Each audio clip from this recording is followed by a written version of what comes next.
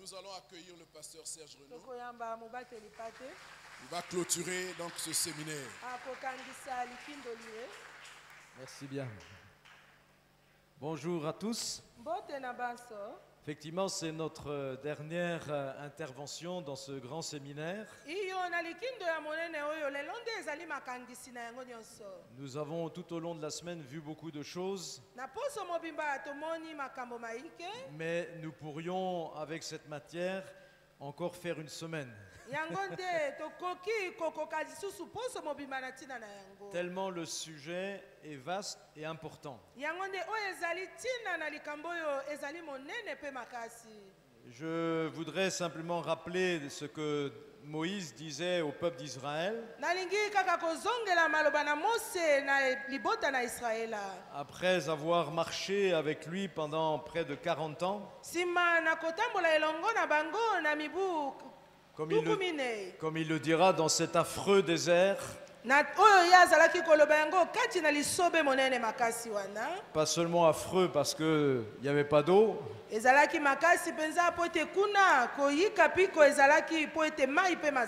mais affreux parce que aussi ce désert a été le lieu où le peuple d'Israël a souvent désobéi à Dieu. Et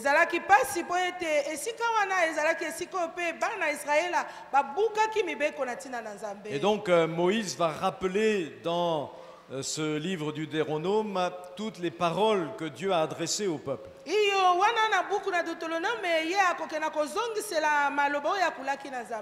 Et dans Deutéronome 32, il dit ceci, nous dit le verset 45, quand il eut achevé de communiquer toutes ces paroles à tout le peuple d'Israël.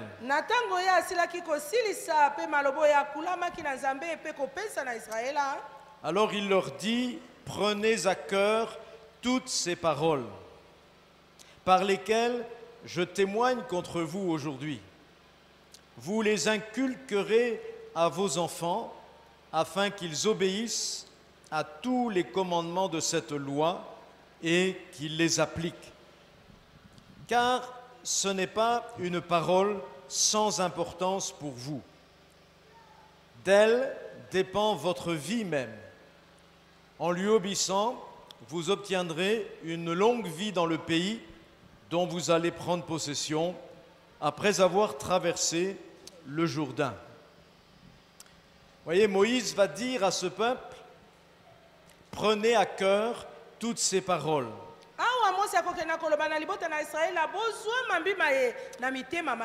Ils devaient déjà eux-mêmes les assimiler. Ils devaient les mettre au fond de leur cœur. Ils devaient les pratiquer. Mais là ne s'arrête pas l'exhortation de Moïse.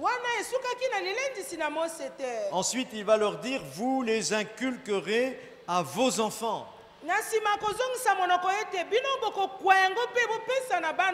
Ici, Moïse utilise un terme très fort, inculquer.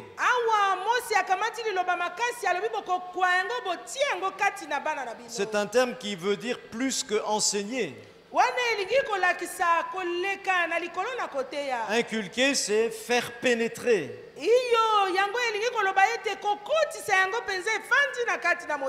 Et nous savons effectivement que Dieu veut faire pénétrer sa parole jusqu'au fond de notre cœur.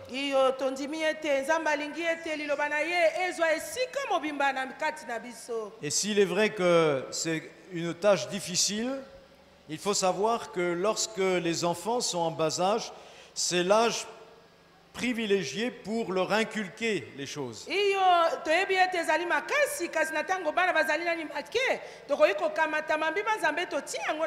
Parce qu'ils sont encore petits, leur cœur est encore malléable.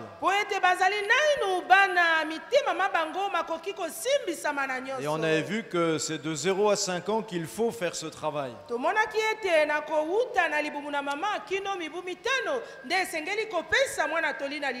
Parce que Moïse leur dit, ce n'est pas une parole sans importance pour vous. De cette parole dépend même votre vie. et votre prolongation aussi de vie dans ce pays. Et ce midi, j'aimerais vous tourner l'attention sur certaines promesses que Dieu a faites pour les justes et pour leur progéniture.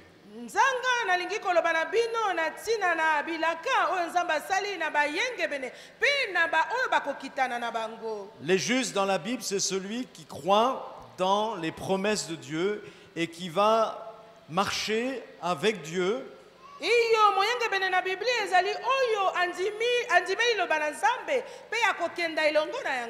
Par la foi, il va emprunter en quelque sorte le chemin par lequel Dieu va pouvoir maintenant mettre en accomplissement ses promesses.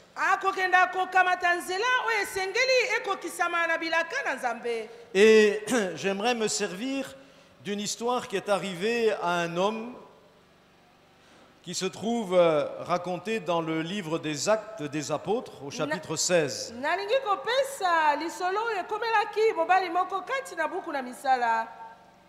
Acte 16, versets 25 à 34. Vers le milieu de la nuit, Paul et Silas priaient et chantaient les louanges de Dieu. Les autres prisonniers les écoutaient. Tout à coup, un violent tremblement de terre secoua la prison jusque dans ses fondations. Toutes les portes s'ouvrirent à l'instant même, et les chaînes de tous les prisonniers se détachèrent. Le gardien se réveilla en sursaut et vit les portes de la prison grandes ouvertes. Alors il tira son épée et allait se tuer, car il croyait que ses prisonniers s'étaient enfuis. Mais Paul lui cria de toutes ses forces, « Arrête, ne te fais pas de mal, nous sommes tous là. » Le gardien demanda des torches, se précipita dans le cachot et, tremblant de peur, se jeta aux pieds de Paul et de Silas. Puis il les fit sortir et leur demanda, « Messieurs, que dois-je faire pour être sauvé ?» « Crois au Seigneur Jésus, lui répondirent-ils, et tu seras sauvé. Il en est de même pour toi et pour les tiens. » Et ils lui annoncèrent la parole de Dieu, à lui et à tous ceux qui vivaient dans sa maison. À l'heure même, en pleine nuit, le gardien les prit avec lui et lava leurs blessures. Il fut baptisé aussitôt après, lui et tous les siens. Puis il fit monter Paul et Silas dans sa maison, leur offrit un repas et se réjouit avec toute sa famille d'avoir cru en Dieu. Amen. Amen. Voilà un homme, quand il s'est couché le soir, il pensait que tout était en ordre dans sa prison. Il venait d'ailleurs d'y mettre deux personnages qu'on lui avait amenés,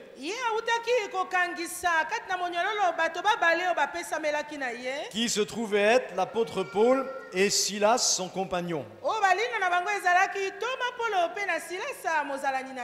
Et il s'est chargé d'eux, il les a mis là au milieu de sa prison dans une geôle.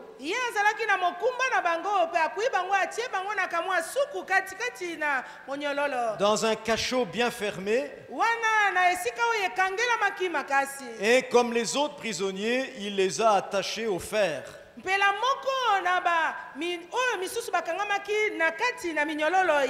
Fer qui serrait les chevilles des prisonniers, les poignets des prisonniers. Il a vérifié une dernière fois que toutes les portes étaient bien fermées.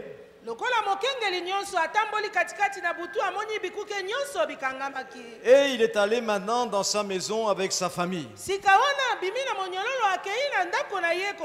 Et puis ils sont allés se coucher. Et tout à coup, en plein milieu de la nuit, voilà que notre gardien se réveille en sursaut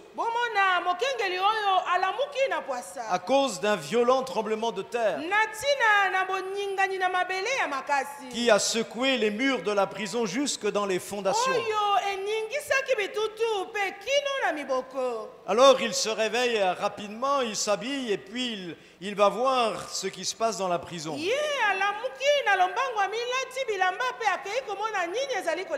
Et il constate que toutes les portes sont ouvertes. Les chaînes sont tombées. Les prisonniers ne sont plus dans leur cachot. Mais il en oublie une.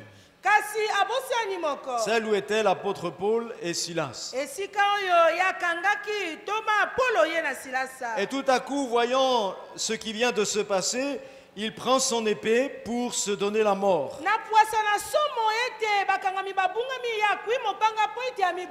Et au moment où il allait se tuer, la voix de Paul va retentir dans la prison.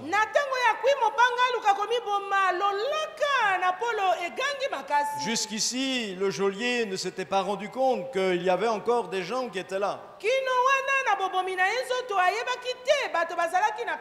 Et Paul va lui crier de toutes ses forces, arrête! Ne te fais pas de mal. Nous sommes tous ici.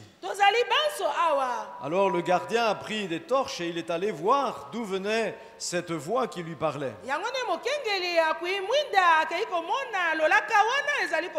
Et là, il fut stupéfait de constater que dans ce cachot où il y avait Paul et Silas, il y avait là aussi tous les autres détenus de la prison. Ils ne s'étaient pas enfuis, mais ils étaient venus voir Paul et Silas. Que s'est-il passé donc? Ce n'est pas l'habitude que des prisonniers se comportent ainsi. En tout cas, le gardien va être complètement déboussolé. Au point que même il va demander à ces hommes, Paul et Silas, que dois-je faire pour être sauvé?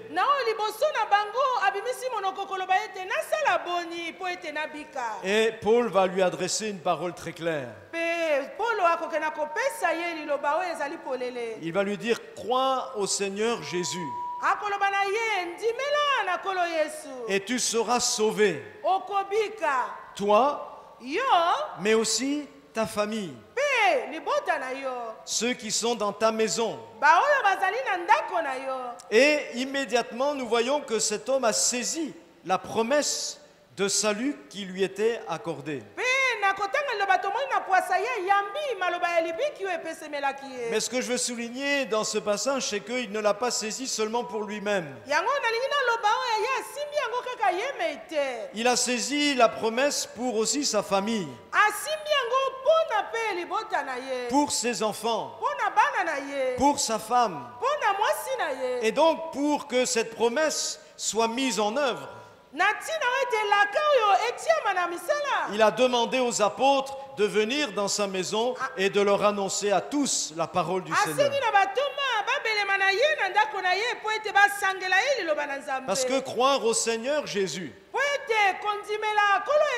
ça veut dire croire que Jésus est le Seigneur de notre vie. Et pour y croire, encore faut-il savoir qu'est-ce que Jésus attend de nous. Il fallait donc qu'il entende la parole en relation avec la venue de Jésus dans notre monde. Et Paul a annoncé à toute cette famille ce que Jésus était venu faire dans ce monde.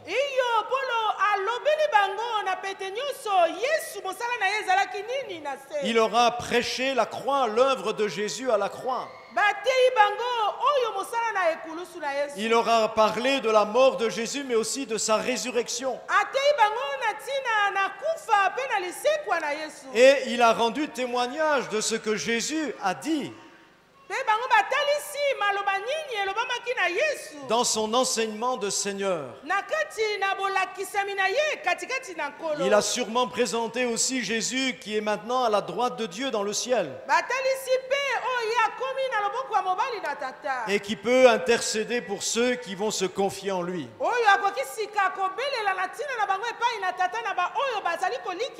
ayant pris connaissance maintenant de ce message, qu'est-ce que Jésus est pour eux maintenant? Toute la famille, nous dit le texte, a décidé de donner leur vie à Jésus. Ils n'ont pas seulement cru que Jésus pouvait les sauver de leurs péchés et de la mort éternelle,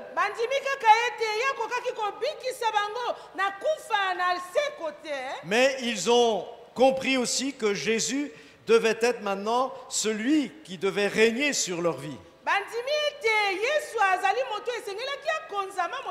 Jusque maintenant, ils avaient fait ce qu'ils voulaient.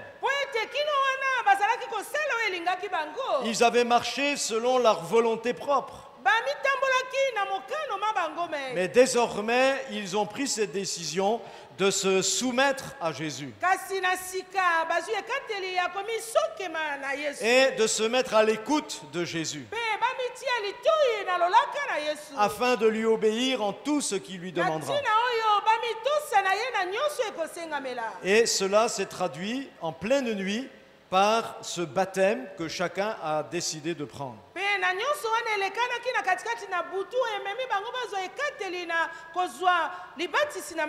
Aussitôt, il fut baptisé, lui et tous les siens. Et le verset 34 nous dit, et il se réjouit avec toute sa famille de ce qu'il avait cru en Dieu.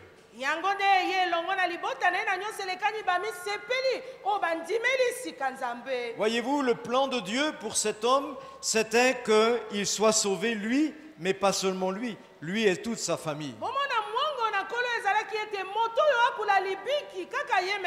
Et c'est aussi le plan de Dieu quand il vous a un jour appelé par l'Évangile. Il ne voulait pas seulement vous sauver vous, mais à travers vous, il voulait aussi sauver vos enfants, vos conjoints.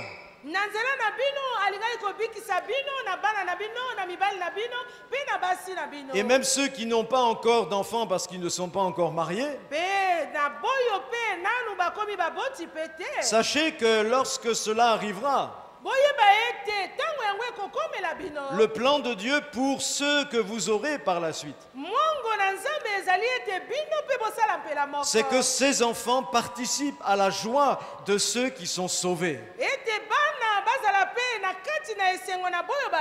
Je ne crois pas d'ailleurs qu'en tant que chrétiens, on puisse se réjouir vraiment, parfaitement, si nos enfants, nos familles ne sont pas sauvés.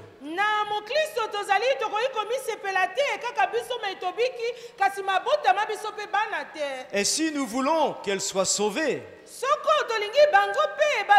et que nos enfants marchent aussi sous la bannière de Jésus-Christ, que nos enfants soient obéissants au Seigneur, qu'ils se soumettent à Jésus dans toute sa volonté. Nous devons, comme le geôlier, saisir la grâce que Dieu nous donne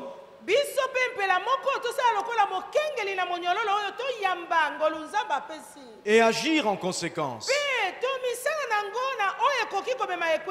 Un jour, Dieu a posé cette question à un garçon qui s'appelait Caïn. Et Dieu a dit à Caïn, où est ton frère? Où est ton frère? Mais moi ce midi, je pose la question à vous parents, où sont vos enfants? Où est-ce qu'ils en sont par rapport à la promesse de Dieu? Parce que Dieu fait des promesses pour les enfants de ceux qui croient en Jésus, qui sont des justes selon la nouvelle alliance.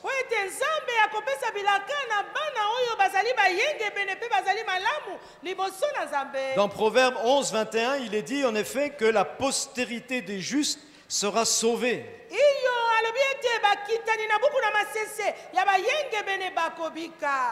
Dans Ésaïe 44, versets 3 à 5, Dieu dit « Je répandrai mon esprit sur ta race. »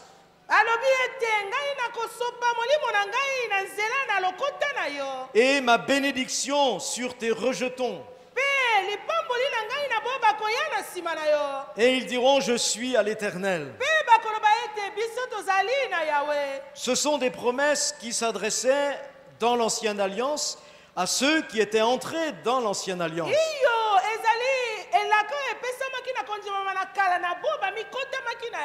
Aujourd'hui, le juste, selon la Nouvelle Alliance, c'est celui qui a accepté Jésus comme Sauveur et Seigneur.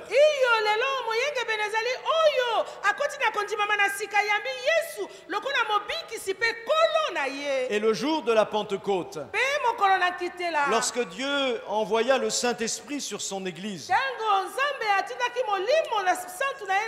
et que l'apôtre Pierre s'est levé au milieu des autres pour expliquer à tous ces milliers de gens qui étaient rassemblés ce qui venait de se passer, il a expliqué que c'était là l'accomplissement d'une vieille promesse faite par le prophète Joël au moins 600-700 ans avant que cela n'arrive. Dieu avait dit par ce prophète, le temps vient où je répandrai de mon esprit sur toute chair.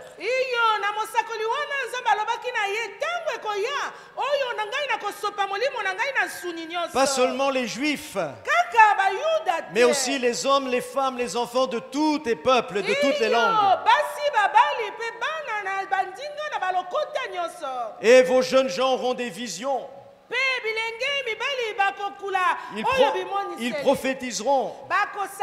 Vos vieillards auront des songes, etc. Et ces milliers de gens ont eu le cœur touché par ce que Pierre leur disait. Alors ils ont demandé à Pierre, qu'est-ce qu'on doit faire? Et dans le chapitre 2, versets 38 et 39, Pierre va leur répondre. Il leur dit, repentez-vous et que chacun de vous soit baptisé au nom de Jésus-Christ pour le pardon de vos péchés. Et vous recevrez le don du Saint-Esprit. Car la promesse est pour vous. Sous-entendu, vous qui allez saisir la grâce, qui allez vous engager, vous repentir et être baptisés.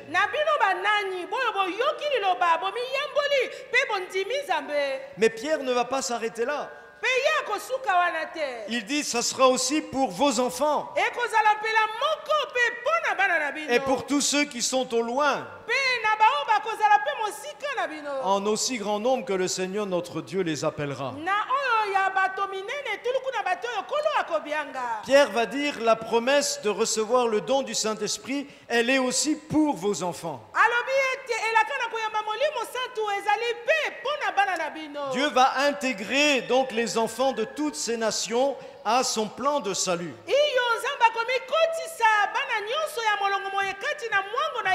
Dieu montre ici qu'il voulait aussi remplir les enfants de son esprit. Ça veut donc dire que Dieu voulait aussi déjà leur pardonner leurs péchés.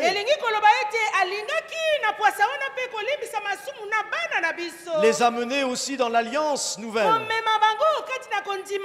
Par la repentance, la foi en Christ et le baptême d'eau. Et cette promesse, elle est encore pour nous aujourd'hui. Quand Dieu nous appelle par l'évangile, si nous sommes parents, ça veut dire que Dieu veut aussi sauver nos enfants de la même façon. Et ces promesses, il faut que tu y attaches toute ton attention. Parce que derrière les promesses, il y a aussi des conditions, mais il y a aussi, je dirais, les autres pendant, c'est-à-dire si tu ne prends pas la promesse, alors il y a d'autres choses qui vont s'accomplir.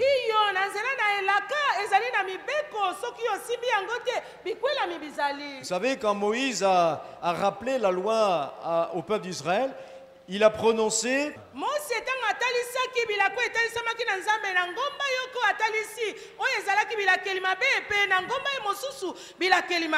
et il disait, voilà, si tu mets en pratique ce que Dieu te dit,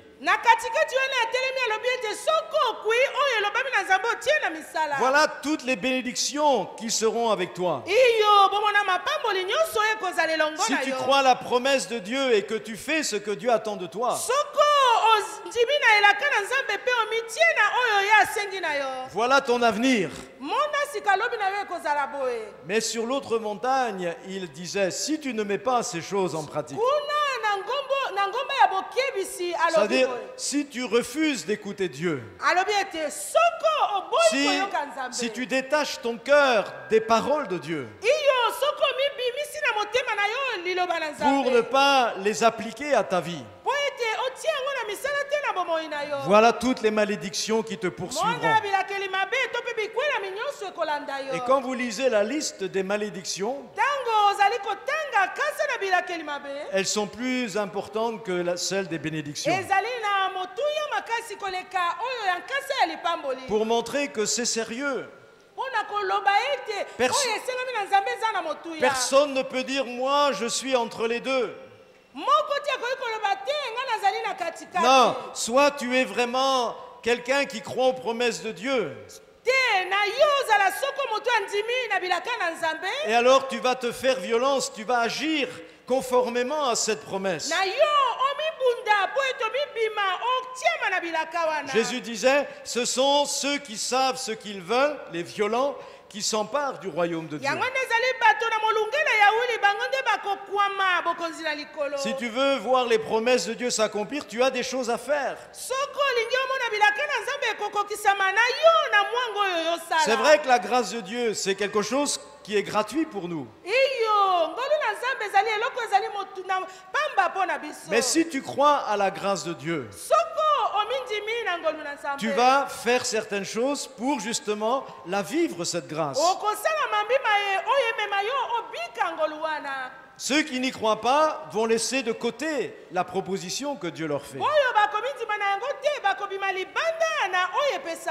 Quand je crois à la grâce de Dieu, qu'est-ce que je fais? Je commence par me repentir envers Dieu. C'est ce que Pierre a dit aux gens. Vous êtes touchés par ce message, vous voulez vivre la grâce, repentez-vous. Ensuite, croyez au Seigneur Jésus et prouvez que vous voulez vraiment Jésus comme Seigneur en vous faisant baptiser.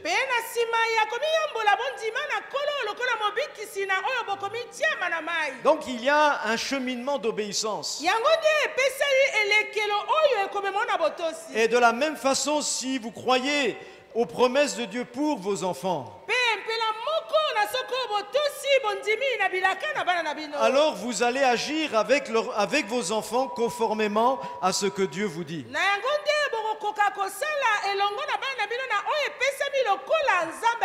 Et pendant toute cette semaine, nous avons vu justement qu'est-ce que la parole de Dieu nous enseigne sur la façon que nous avons à enseigner nos enfants.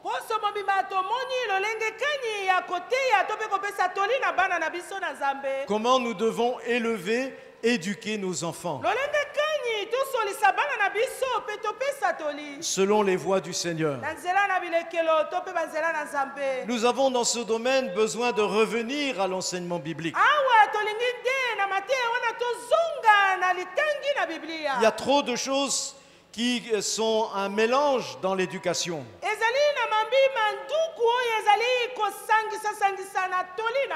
Nous avons été influencés par l'éducation que nos parents ont menée avec nous quand on était enfants.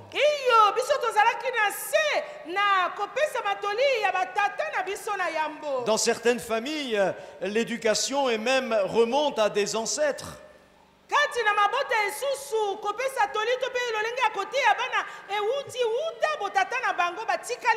Qui ont dit c'est comme cela qu'on doit se comporter envers les enfants.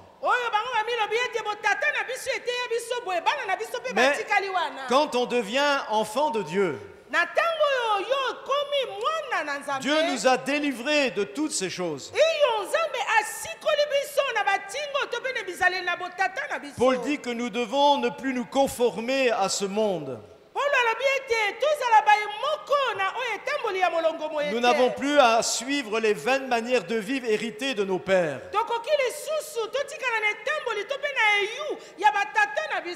Nous devons revenir maintenant à la parole de Dieu. Qu'est-ce que Dieu nous dit? Parce que cette parole de Dieu, ce n'est pas une affaire de blanc. Un jour, il y avait un Africain, il pensait que la Bible, c'était une affaire de blanc.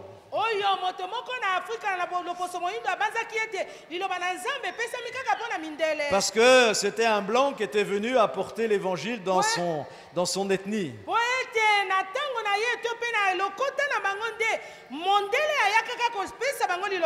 Mais la parole de Dieu, elle est universelle. Elle s'applique à toutes les cultures, toutes les époques.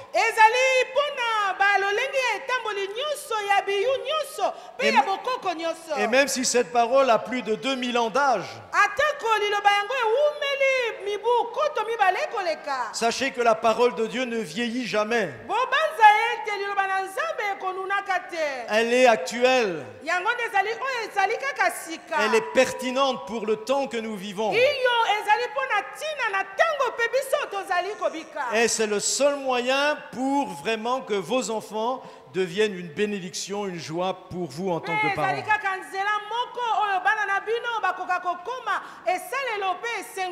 Tout à l'heure, votre pasteur disait que vos enfants vous font souffrir, vous font pleurer. Mais posons-nous la question, comment nous éduquons, comment nous élevons nos enfants?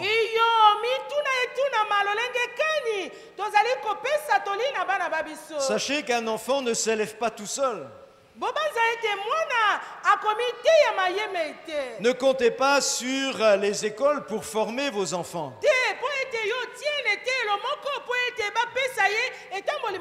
Et dans une certaine mesure, je dirais, ne comptez pas non plus sur l'Église. Parce que même si plus tard vos enfants iront à l'école le dimanche, ça sera qu'1 heure ou 2 par semaine.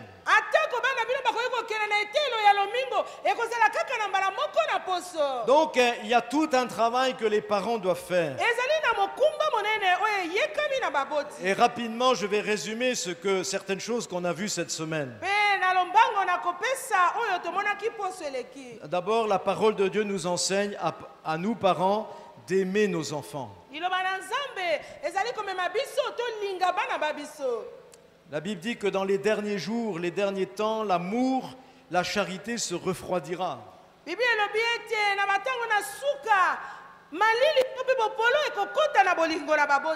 Et je crois que l'Esprit de Dieu dans ce temps que nous vivons, comme au temps où Dieu a suscité Jean-Baptiste, c'est de ramener les parents, le cœur des parents vers leurs enfants.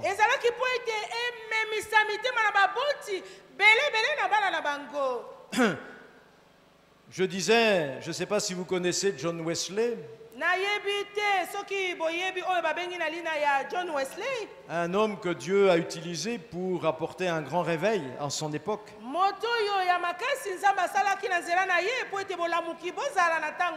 La maman de John avait eu 14 enfants. Ça veut dire qu'elle vous a battu, hein? Ce matin, j'ai demandé, il n'y a personne qui a eu 14 enfants.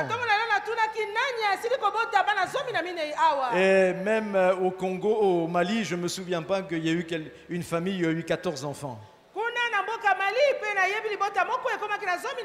Sauf dans les familles polygames, animistes ou musulmanes.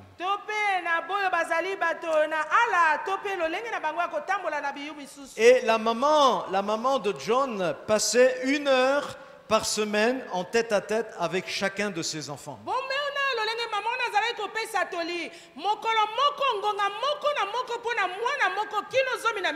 Elle avait eu 14 enfants. Mais chaque enfant comptait pour elle. Et elle leur accordait le même temps, le même intérêt.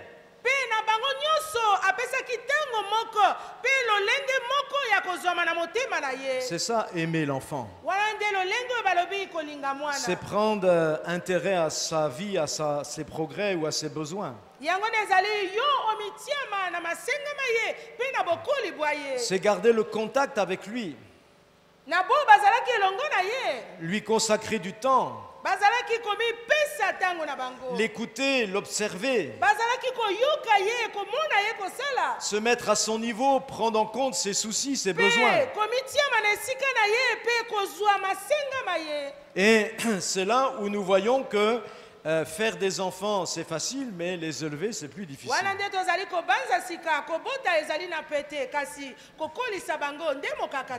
Un jour, on m'a posé la question parce que je venais d'Europe. Vous, pasteur, vous êtes pour combien d'enfants dans les familles? Alors moi, j'ai répondu, en ce qui me concerne, avec 3, c'est pas mal parce que c'est ce que j'ai eu et c'est ce qu'on a pu bien faire.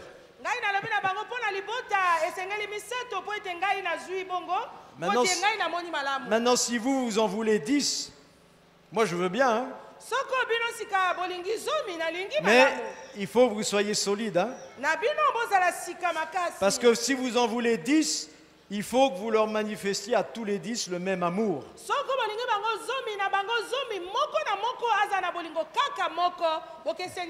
Et ça va vous prendre votre temps. Hein?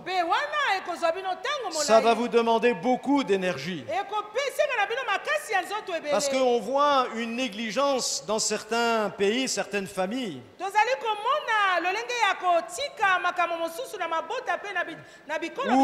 Où on fait des enfants un peu, vous savez, comme les lapines qui mettent des portées même à chaque fois. Mais après, on laisse les enfants se débrouiller tout seuls. Moi, j'ai vu au Mali, n'est-ce pas, les enfants de familles musulmanes passaient toute la journée dehors.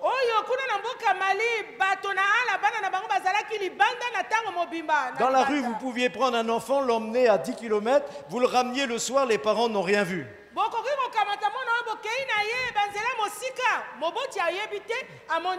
Ça, c'est pas élever l'enfant. Pour élever l'enfant, il faut le prendre en main et puis il faut travailler pour l'élever. C'est pourquoi je posais la question tout à l'heure, où sont tes enfants? Où en sont-ils? Parfois, on a un enfant, mais hop, on le confie à la nounou. On ne regarde même pas si la nounou est convertie.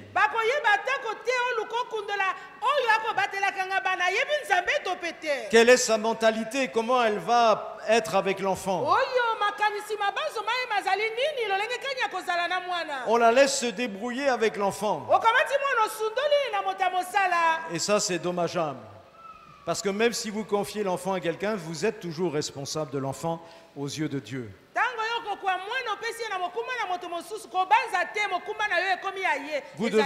Vous devez toujours vous soucier de cet enfant. Comment ça marche? Comment il va? Et ça demande beaucoup d'amour.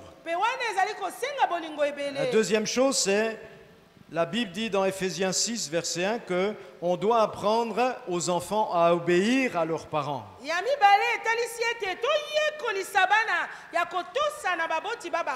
La famille ne doit pas être une anarchie où chacun fait ce qu'il veut. Elle ne doit pas être non plus une république où tout le monde a droit de vote.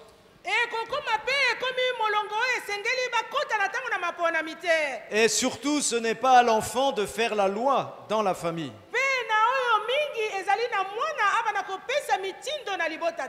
Dieu a confié des responsabilités au père et à la maman. Et il faut que les parents apprennent aux enfants à obéir. Sachez que par nature, l'enfant n'aime pas obéir. Parce qu'il est victime, comme chacun de nous, de sa nature pécheresse. Donc l'obéissance, ça s'apprend. Et là aussi, il faut le faire dès son plus jeune âge. Si un enfant n'a pas appris à obéir avant l'âge de 5 ans, après c'est fichu.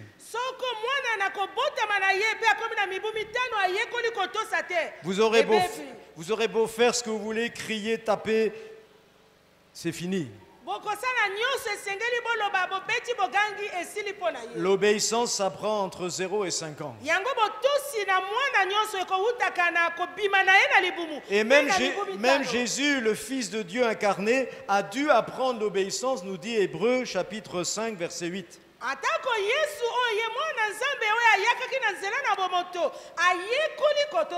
Pourquoi c'est important d'apprendre à l'enfant à obéir? Samuel dira que la désobéissance, c'est un péché aussi grave que la divination.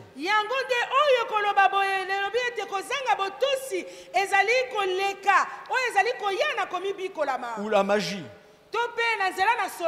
Et que la résistance du cœur d'un enfant, c'est aussi coupable que l'idolâtrie.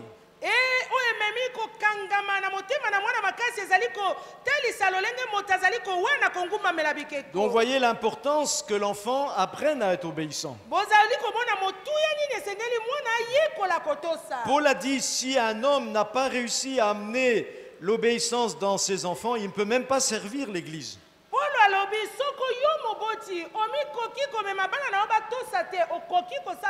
Parce qu'avant de pouvoir être ancien dans une église ou diacre, il faut d'abord qu'il ait réussi à faire en sorte que ses enfants soient obéissants.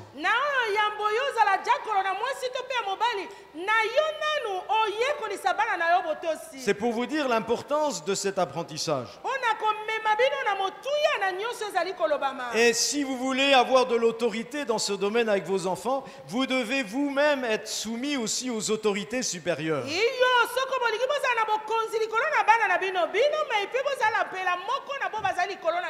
Sinon, vous n'aurez pas cette autorité sur vos enfants.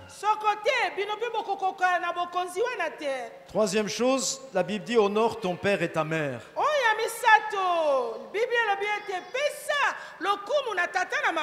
C'est le 5e commandement du décalogue. Et c'est le premier qui régit les relations humaines. Honore ton père et ta mère. Et c'est le seul commandement aussi auquel est attachée une promesse. Si tu veux être heureux, et si tu veux vivre longtemps, est-ce que tu veux que tes enfants vivent heureux et vivent longtemps?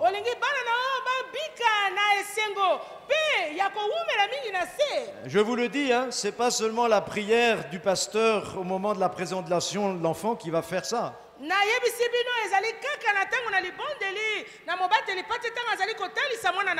Je dis ça parce que parfois il y a des gens, ils croient que la prière c'est comme la magie. Hein. Il y en a qui mettent un gris-gris et nous on fait la prière. Non. La Bible te dit si tu veux que ton enfant soit heureux sur terre, tu dois lui apprendre à honorer son père et sa mère. Parce que ce sont les premières autorités dont l'enfant a devant lui.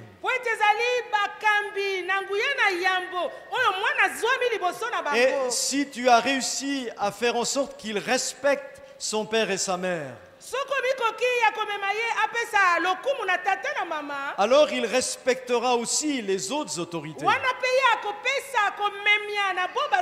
Il respectera les autorités civiles. Et il respectera l'autorité suprême, Dieu. Mais pour que vous puissiez apprendre à un enfant à vous respecter, vous devez faire en sorte que vous-même soyez respectable.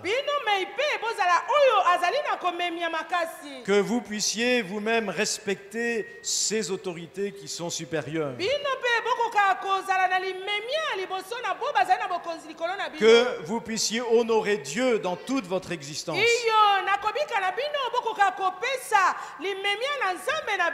Que vous respectiez aussi la création de Dieu. Que vous respectiez votre parole quand vous l'avez donnée. Il y a un fléau qui règne parmi l'Église ici au Congo. C'est le manque de parole. Les gens s'engagent à la légère. Ils disent oui et ensuite ils font non. Et ça, c'est un drame parce que c'est de là que vient aussi la perte de la respectabilité.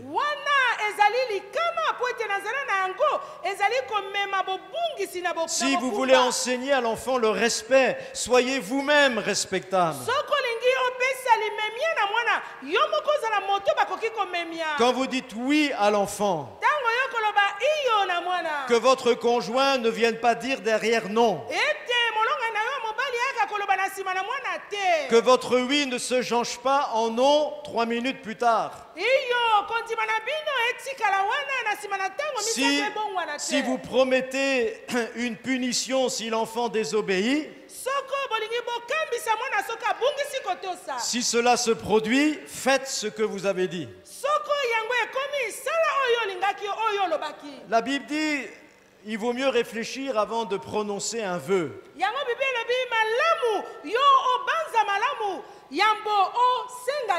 Plutôt que de dire un vœu à la légère et puis après s'apercevoir qu'on n'est pas en mesure de tenir notre parole. Et quand tu fais cela devant Dieu, sache que c'est un péché. Pasteur, oui, je vous promets, je serai là samedi pour les travaux.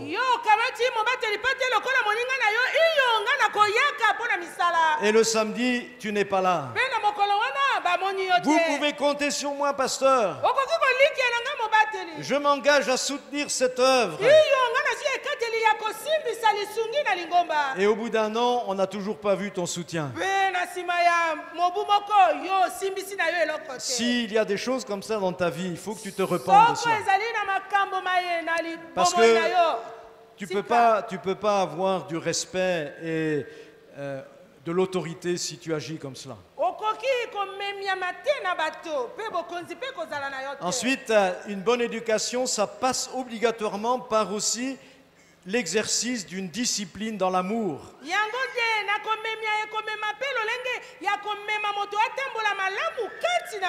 Si vous établissez des règles, vous enseignez des valeurs aux enfants. Vous êtes obligé ensuite de veiller à ce que l'enfant mette ces règles en pratique.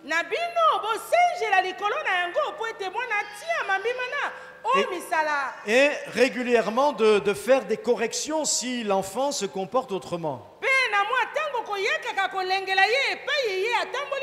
Quand je parle de correction, ce n'est pas forcément la trique, hein? Mais c'est reprendre l'enfant, enseigner, instruire l'enfant, lui rappeler les règles.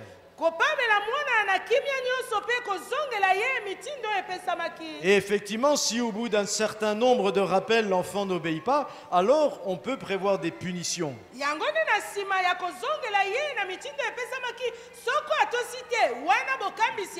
Mais ça doit toujours se passer dans l'amour. Même lorsque vous reprenez un enfant, il doit sentir que vous continuez à l'aimer.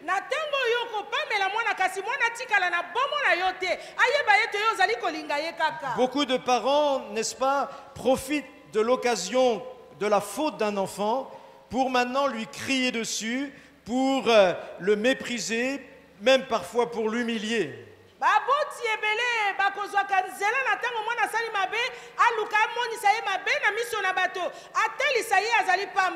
ou même de se venger sur l'enfant de tout ce qu'il a fait. Ça, c'est pas correct. Si en tant que parent vous faites cela, vous êtes vous-même condamnable. Dieu pourrait prendre aussi sa trique et venir vous corriger sévère. Parce que vous savez, Jésus a dit quand même que si vous scandalisez un enfant, si vous le traitez comme un moins que rien, si vous l'humiliez, si vous le méprisez, malheur à vous. Il vaudrait mieux qu'on vous attache une meule de moulin autour du cou et qu'on vous jette dans la mer. Donc faisons attention. On doit discipliner l'enfant, on doit le reprendre, mais ça demande beaucoup de maîtrise de soi-même. Et la dernière chose que je voulais dire, c'est enseigner la parole de Dieu aux enfants.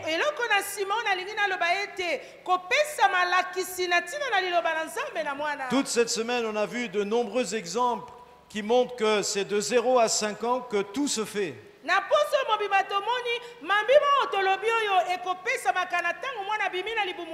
C'est-à-dire, c'est quand les enfants sont dans la maison.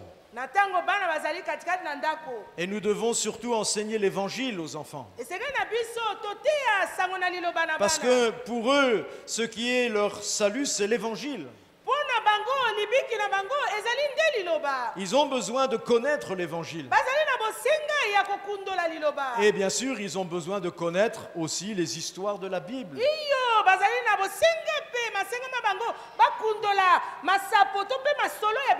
À quel âge il faut commencer à communiquer l'évangile aux enfants? Dès que vous entendez son cri, c'est-à-dire le jour même de la naissance, vous pouvez commencer. Il faudra adapter bien sûr à l'âge. Parce que sachez que si vous ne semez pas dans son champ la bonne parole de Dieu,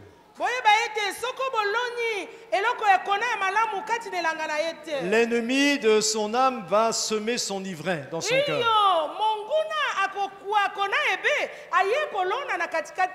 Mais si vous semez abondamment la parole du Seigneur, c'est cette parole qui prendra le dessus. Et la Bible nous dit que plus vieux, quand il sera plus grand maintenant, il suivra les conseils que vous lui avez enseignés quand il était petit.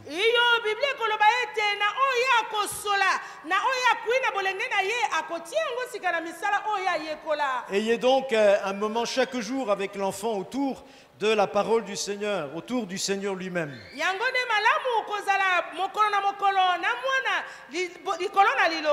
Ne faites pas des cultes comme ici, le dimanche,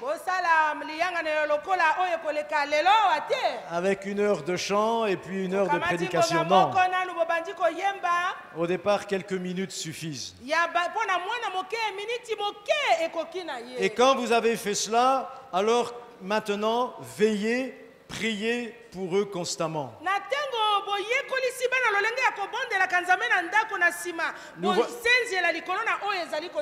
Nous voyons dans la parole de Dieu que des hommes qui avaient la crainte de Dieu, comme Job, même lorsque ses enfants avaient grandi et qu'ils avaient échappé au contrôle du papa, puisqu'ils n'étaient plus dans le... Mais nous voyons que Job se souciait encore d'eux.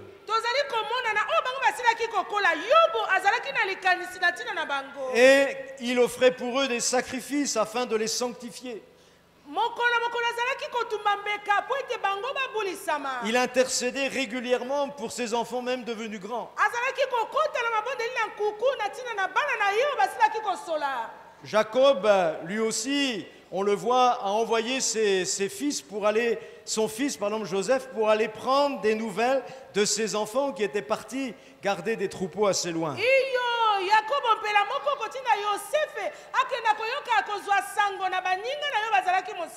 Même si vos enfants sont sauvés, ont fait l'expérience de la conversion,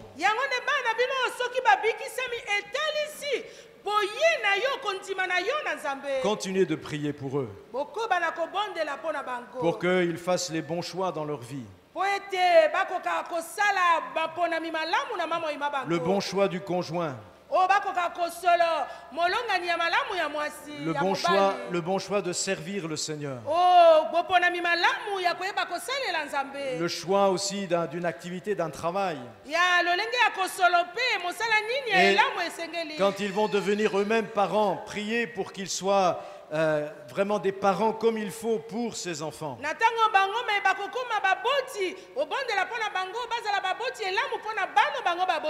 Et si vos enfants ne sont pas encore sauvés,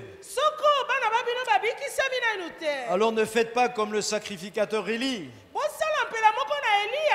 où Dieu lui dit un jour, tes enfants vont mourir à cause de leur mauvais comportement. Et vous savez ce qu'il dit, le sacrificateur Élie? Hein? Un bon musulman, Inch'Allah. Hein? Oui, puisque c'est Dieu qui le dit, alors c'est bien. Il n'a pas levé le petit doigt vers Dieu pour demander la grâce pour ses enfants. Il était fataliste. Déjà, il avait été laxiste dans son éducation. Et après, il devient fataliste. Puisque c'est Dieu qui le dit, alors ça va se faire. Non. Combien de fois Dieu a dit même à une ville, je vais te détruire dans 40 jours.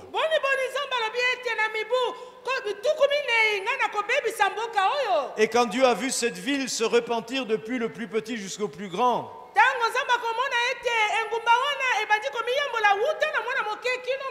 est-ce que Dieu n'a pas été touché dans son cœur? Dieu a levé le jugement.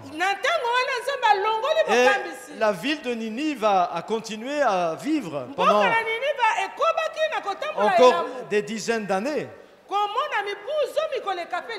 Lorsque on supplie le Seigneur pour nos enfants, lorsque même on jeûne pour nos enfants qui sont perdus, quand on prie le Seigneur de dire Seigneur, ramène nos enfants, nos captifs,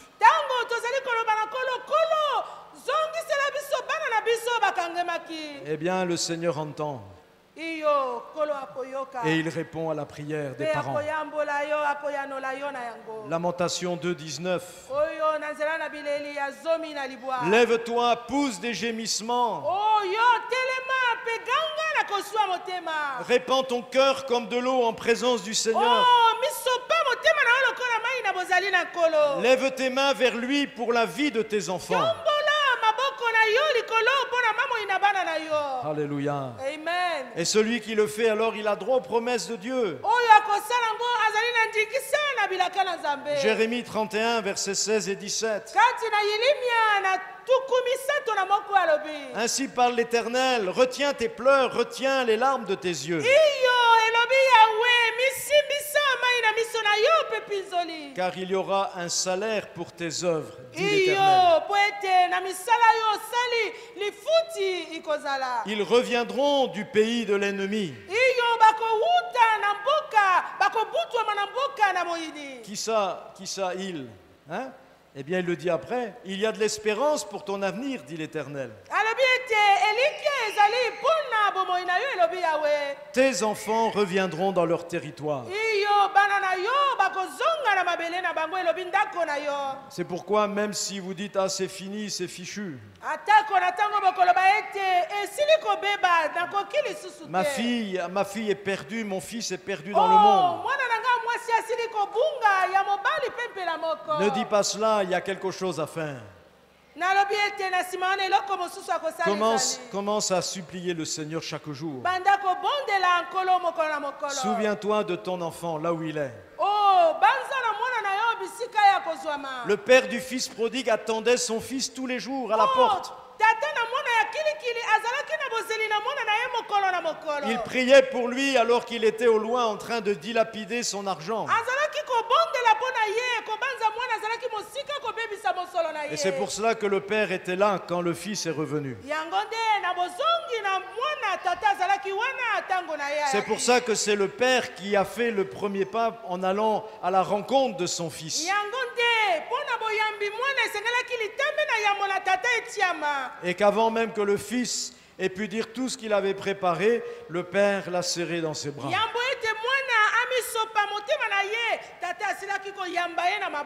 Si vous continuez à prier ainsi pour vos enfants,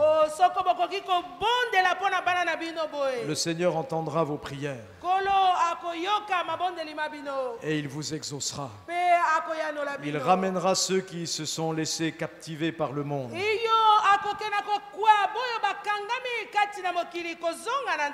Il les ramènera dans les voies du Seigneur. Donc vous voyez, il y a des promesses pour les justes qui marchent selon la volonté de Dieu. Et pour toutes ces choses, bien sûr, nous avons besoin d'être au moins deux. Nous avons besoin d'être au moins deux. C'est pourquoi vous devez être unis entre vous les conjoints. Vous devez vous unir dans l'éducation des enfants.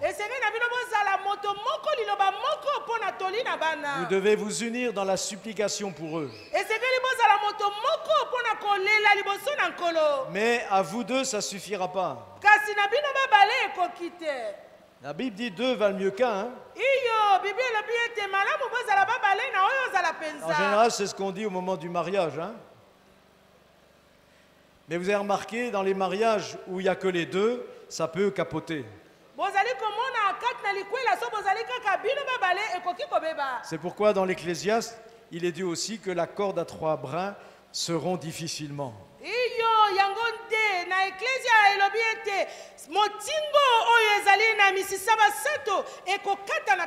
Vous aurez besoin de la sagesse du Seigneur. Vous aurez besoin de la présence du Seigneur dans votre vie.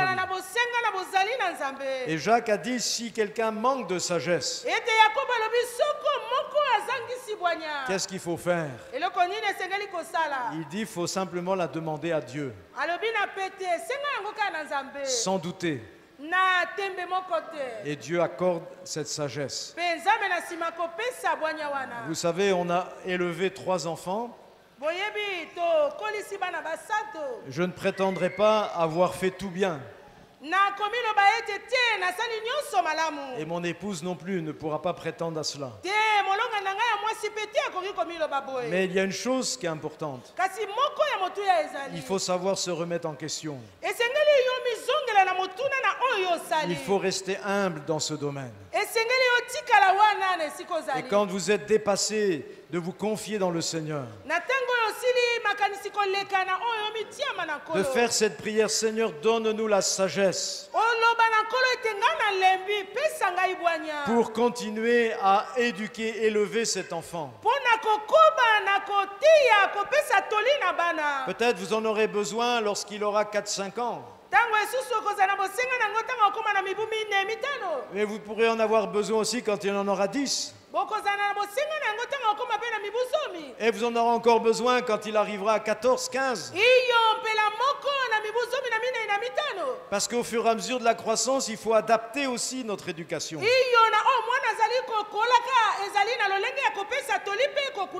On ne peut pas éduquer un adolescent comme on éduque un petit enfant de 2-3 ans.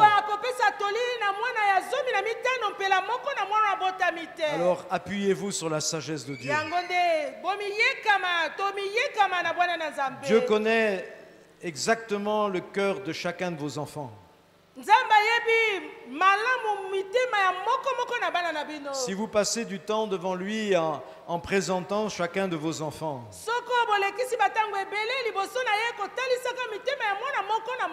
le Saint-Esprit pourra mettre dans votre cœur les éléments que vous avez besoin.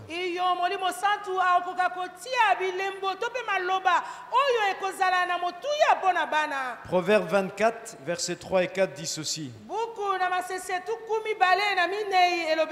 C'est par la sagesse qu'une maison s'élève, et par l'intelligence qu'elle s'affermit. C'est par la science que les chambres se remplissent de tous les biens précieux et agréables. Si vous recevez jour après jour la sagesse de Dieu, votre foyer va s'affermir, votre famille va s'affermir, et cette famille va être dotée de toutes sortes de biens. Et là, je ne pense pas forcément à l'argent, n'est-ce pas? Mais toutes les valeurs divines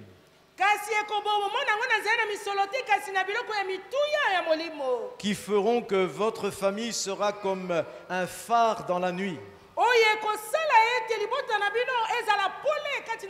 Les gens de ce monde ne savent plus où ils en sont. Ils vivent dans une nuit totale. Et lorsque votre famille va commencer à briller de mille feux, de toutes ces valeurs divines qui vont se manifester à travers votre foyer, vos enfants, alors vous attirerez au Seigneur d'autres familles.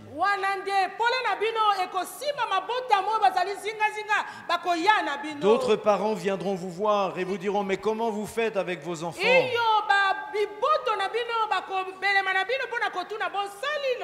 vous pourrez alors leur parler de Jésus. Rappelez-vous comment la reine de Saba est venue de très loin pour voir Salomon.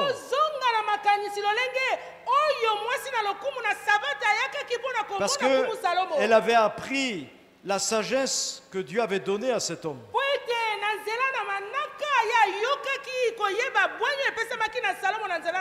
Vous savez, ce qui fait fuir parfois les païens, c'est le manque de sagesse des chrétiens.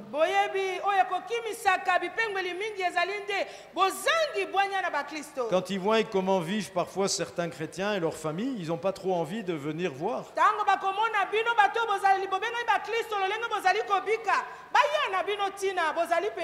Mais si on peut voir, lire la sagesse de Dieu dans votre famille,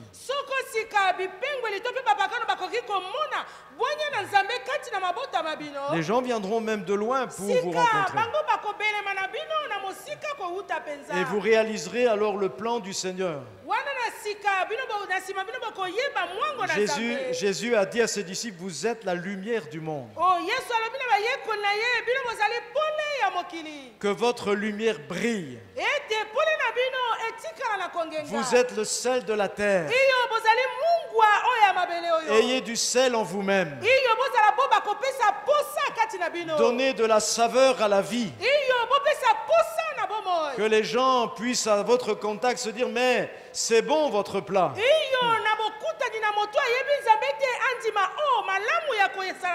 Dites-nous un peu les ingrédients que vous avez mis dedans. Et là, vous pourrez leur expliquer les ingrédients. Tout ce que le Seigneur vous aura donné pour cimenter votre famille. Que Dieu vous bénisse, mes frères et sœurs. Et il le fera. Si vous voulez sa parole.